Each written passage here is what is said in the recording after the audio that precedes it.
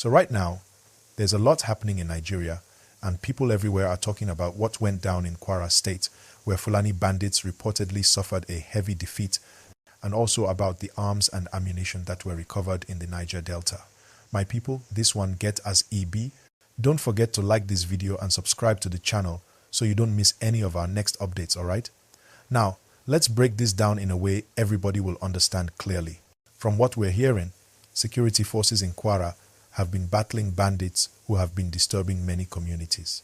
For a long time, villagers in areas like Patigi and Edu have been crying out for help because of constant attacks. These are not small attacks. They've faced kidnappings, killings, and night raids that have made people afraid to even go to their farms. Recently, reports started spreading that the bandits finally met strong resistance from security operatives. Many of them were reportedly neutralized and some were captured alive. Weapons were recovered, camps were destroyed, and people in nearby villages said they could finally sleep better that night. But you know how things go when good news like that spreads. Some people begin to ask, is it true? Is it confirmed? Because sometimes in Nigeria, information travels fast and not everything is verified. Still, from what locals are saying, there was indeed a strong push from the military and vigilante groups working together. They say the bandits were chased deep into the bush and suffered serious losses. That's why many are calling this a heavy defeat. Don't forget to like this video and subscribe, because we'll keep bringing you these kinds of updates that many people won't even tell you in detail. Now, moving to another part of the country, the Niger Delta. Something very serious happened there too. Security operatives intercepted a large supply of arms and ammunition that were being moved secretly. They found these weapons hidden inside a vehicle dashboard. When they opened it, what they saw shocked everybody. Rifles, bullets, and even grenades. Imagine that. And from the look of things, these weapons were not just meant for small fights, they were meant for real damage. The person caught transporting them was reportedly from another part of the country, and the matter is now under investigation. This discovery is a big reminder of how connected things are in Nigeria right now. While the North Central is battling bandits, the South is catching people moving illegal weapons. It shows that the problem of insecurity and weapons circulation is not just one region's issue, it's a national one. It affects everyone. Whether it's in Kwara, Zamfara, Benue, or Delta, the story is almost the same. People just want peace, but criminal groups keep trying to destabilize communities.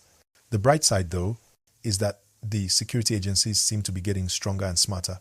They are beginning to trace where these weapons are coming from and how they get into the country. Some sources believe that many of these arms come from outside Nigeria, from war-torn regions across Africa, and they enter through illegal borders. Once they get in, they find their way into the hands of criminals who use them for kidnappings and robberies. That's why this particular recovery in the Niger Delta is being celebrated. It's a sign that the authorities are finally cutting off the source of the violence. Let's take a small pause here. Please like this video and subscribe if you haven't done that already. It helps a lot. Now, back to the Kwara side. The people there are relieved, but they are still cautious. Many of them have lost loved ones and properties. Some villages have been deserted because people fear the bandits might return. So even though there was a victory, there's still that feeling of, are we really safe yet? You know, in Nigeria, when one attack stops in one place, another one might spring up elsewhere. That's why many are urging the government to sustain the pressure and not relax. The government, for its part, says it's working hard to restore peace. They've promised to deploy more troops and improve intelligence gathering. Some of the governors in the affected regions have even said they are ready to support local vigilantes with logistics. But the truth is, it's not just about fighting the bandits, it's about preventing their return. That's why people are saying there should be community empowerment, youth engagement, and more job opportunities so that the young people don't get recruited by these groups. Don't forget again, please like this video and subscribe so you don't miss the next update on what happens after this. In the Niger Delta, the arms recovery story is raising even bigger questions.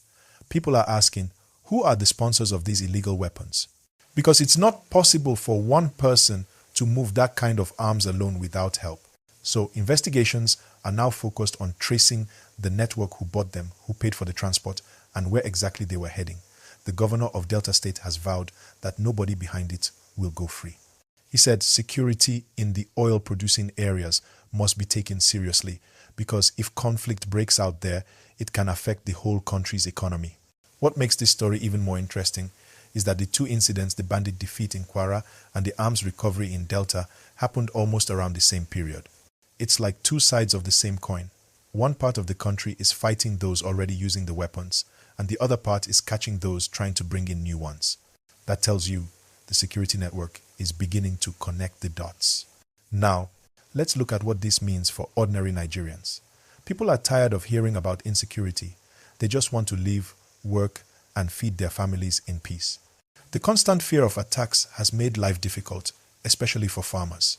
In Kwara, many have abandoned farmlands. In some Niger Delta communities, the tension over illegal arms affects local businesses. But if these operations continue, if the military, the police, and other agencies keep working together, there's hope that the tide can finally turn. So, what should we be looking out for in the coming weeks? Number 1, expect more raids and discoveries. Whenever weapons are intercepted, it means there are others still out there. Number 2, expect more collaboration between states. You'll notice how governors are starting to work more closely with the federal agencies. And number 3, expect community reports to play a big role. Many of these breakthroughs come from information shared by locals, so if people keep speaking up, it becomes harder for criminals to hide. Alright guys, before I wrap this part up, don't forget again to like this video and subscribe to stay with us. We'll be following up on how both stories, the Kwara victory and the Delta arms seizure, unfold in the coming days.